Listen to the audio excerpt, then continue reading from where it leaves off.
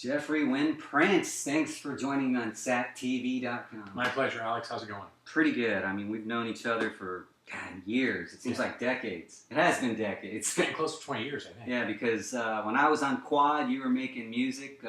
Should I say with who? Yeah, sure. Thin Ice. Yeah. In fact, we even had you on a compilation CD. And then you went on to be in Kimberly Trip. You have your own recording studio, None More Black Studios. Yes. And that is pretty amazing to do your own recording studio. Well, early on we noticed that recording on our own, we get much more kind of the results that we wanted. Mm-hmm. So we just took it the next step and figured let's actually build a place that we can customize to what we want the Kimberly Trip sound to be. And so that's what we did. And that turned into other people heard, especially we have sort of a signature drum sound that we get. And so people hear that and go, hey, we'd really like it if you'd record us. So at this point, we've done about 20 or so outside, album projects That's for awesome. Other artists as well. And they're all local from the Sacramento area? We've had some people travel quite a bit, did a couple of LA things. And, Mm-hmm. I did a mastering project that involved bands like Newfound Glory and Sugar Cult. So we've had some actual big names come across our desk. That's awesome. And so at one time you had a distribution deal with Sony. I just wondered, was that something that you recorded on your own? We absolutely did those recordings on our own. Okay. And they were very insistent that we had a 2-album deal, that the second album be recorded in the same manner as the one that we did. And they were very specific that we're not going to pay you, to go into this other studio you went into, that you're going to be on your own. But, that was kind of our little secret, that we were recording everything at home. They just didn't know it. Okay. Now, I've been to your home recording studio, and God, I'd love to record there, to be honest. Just because the sound that I've heard that came out of your studio is just really professional. We have unlimited time. So we can sit there and struggle over something, and we do it, No deadlines. Right, no deadlines, which in an ironic way means that we kind of record quicker.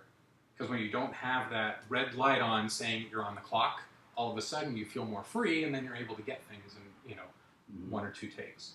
So let's talk about the recording studio environment. The 2 things I want to cover in this brief interview, but hopefully it'll just be filled with so much knowledge. People will watch this over and over and over again to take notes. Soundproofing, that's one thing. And the other is just recording in general, just some basics on that. So let's start just real briefly, maybe not deeply, but soundproofing. What would you do for soundproofing if you were starting from scratch? Well, there is a difference between completely doing sound isolation, where the sound isn't going to go through the walls. You can be outside, 2 feet away and not hear that there's a band completely rocking out behind closed doors. That's like soundproofing. But sound treating is something that anyone can do. If you're recording in a bedroom, the biggest pitfall is you have all parallel walls, and without getting too deep on that, you have what's called a standing wave, where it's bouncing back and forth, and it just makes it sound completely terrible. Mm-hmm. Lots of reflection and reverb that you don't want. Reflection that cancels itself out with phase cancellation and all of these things, and sound getting trapped in corners. So if you are recording at home, and we've been fortunate enough that we own our house, we built the walls so they're not parallel. They're at a slight angle, so that we don't get standing waves, and that helps quite a bit. We didn't soundproof anything. I mean, if you're driving by and you have your windows down and Brocktune's doing a killer drum track, you're going to hear it. But it hasn't really affected it, because I was more concerned about the room sounding good. Okay. And that was just kind of trial and error. Once we didn't have the parallel walls, we walk around and you sing and you hit a drum and you see how it sounds in different parts of the room, and you let your ear be the guide, not a graph. It's like, does it sound good? And if it does, that'll translate to the recording. But isn't there mathematics involved, or are you saying that's irrelevant? I wouldn't say it's irrelevant.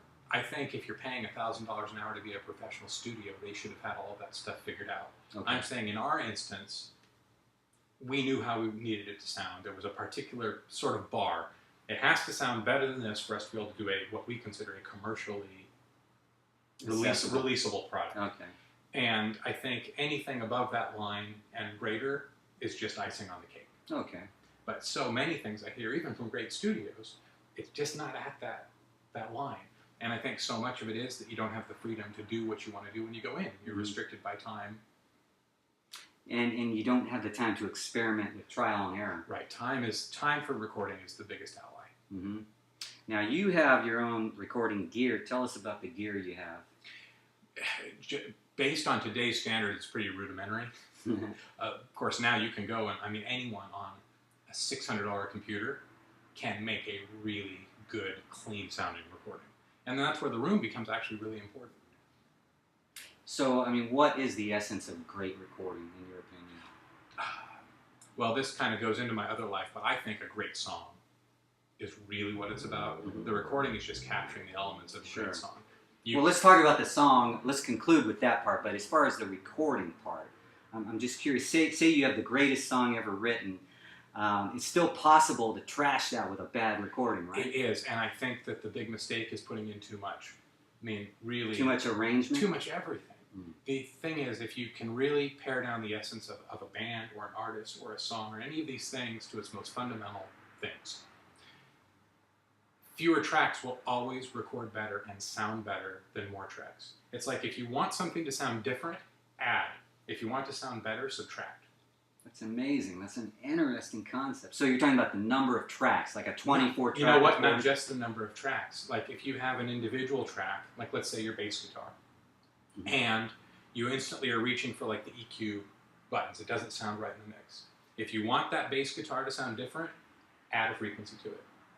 If you want it to sound better, subtract something. Better as in cleaner?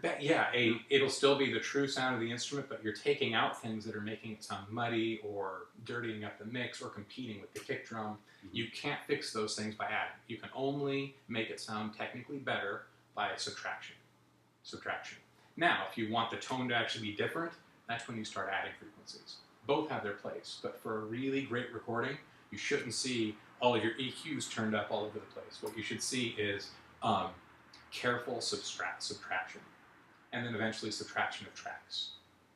As far as EQ, it seemed like to me the best sound was always the V shape with the highs and lows up and the mids down. What do you... Now that's interesting. That is completely true once it's an end user product. Okay. That's the EQ most people are going to add in their car, on their home stereos. They're going to make that kind of V because they want to hear the low end punch and the high end clarity, but you don't want to record with that. You want it to be as flat as humanly possible so that people's own personal preference in their listening environment can actually contribute to it. You don't want to make that decision for them.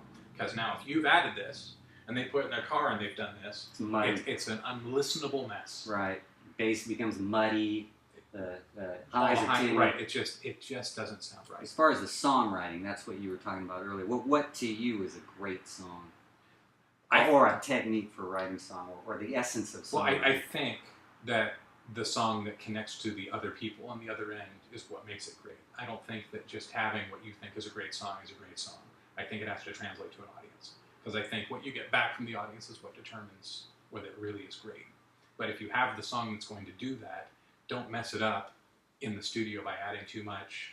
Just get a clean recording that people can hear and fall in love with. Now, whatever happened to just guitar, bass, and drums, and some keyboards to showcase the lyrics and melody? That's still there. I mean, that's I don't know if it's saturating current top 40 radio, but I mean, I don't know if the radio is really relevant anymore. I mean, most people are getting their music off the internet now. Everything goes. Yeah, you know. I get my stuff online just at my fingertips. I don't want to sit and listen for a half hour to hear one good song on the radio. I really want to click something and hear it right away. And you bring up another good point. When you're engineering something, you have to also think now about the environment it's going to be listened to. When I was growing up, it was... stereos. Yeah, it was, how's it going to sound on vinyl on my stereo? And that's what everyone was kind of shooting for as their benchmark. And now, we do a different mix. For the iTunes release has a completely different mix than the CD release, and that's a completely different mix than what we send to radio. Mm-hmm. Because all of these formats actually have different EQ curves, they have different compression rates, and just taking time to educate yourself so that your song can sound the best in every format, I think. You have a CD coming out in 2012. That's going to be how many albums have you done? This will be our 7th album. It's our 6th studio release. And you did this at home completely? Yes, always.